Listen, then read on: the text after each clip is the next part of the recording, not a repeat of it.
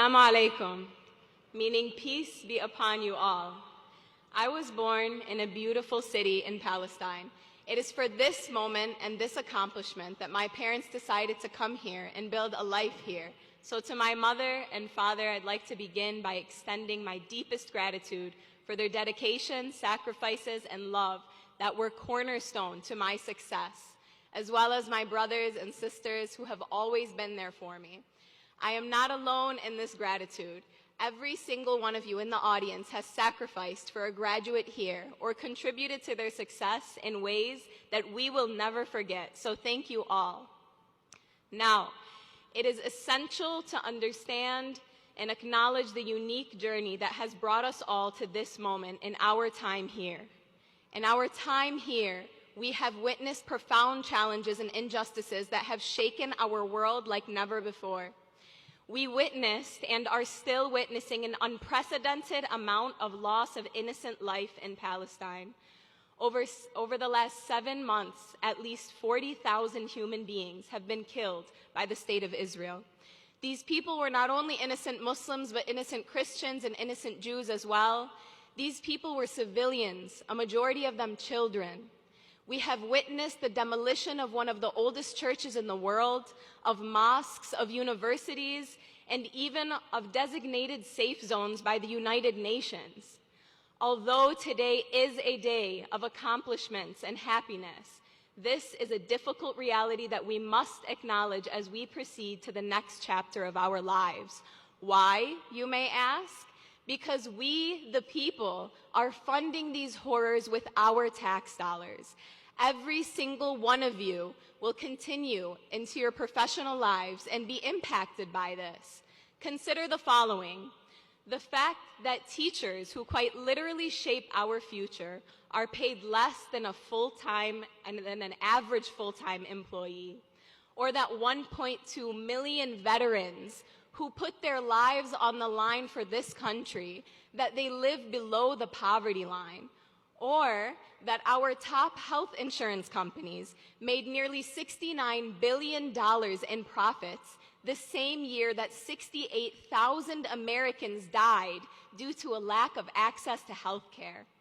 We are the generation that must address these issues at home. We must ask why we have sent around $320 billion in foreign aid to a state convicted of war crimes, countless violations of international law, and who are on trial for genocide, while Americans are dying due to lack of access to health care?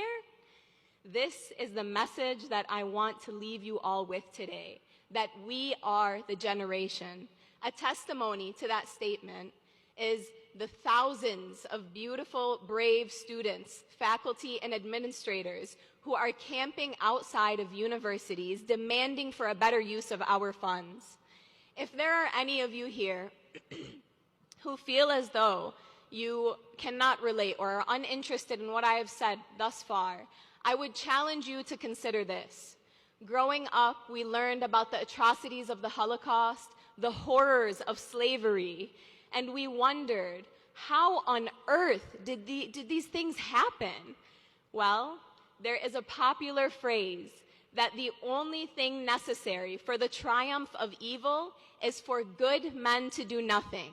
So if you wonder what you would have done during those horrific times, I implore you to take a look at what you are doing right now. We are the generation that will not accept being divided based on religion or background. We will not accept unwarranted, uneducated, and hateful labels as we demand a better future for ourselves and for justice. I apologize that this is not a typical graduation speech, but there is nothing typical about the times that we are living in. There is nothing typical about 15,000 children live-streamed deaths being watched.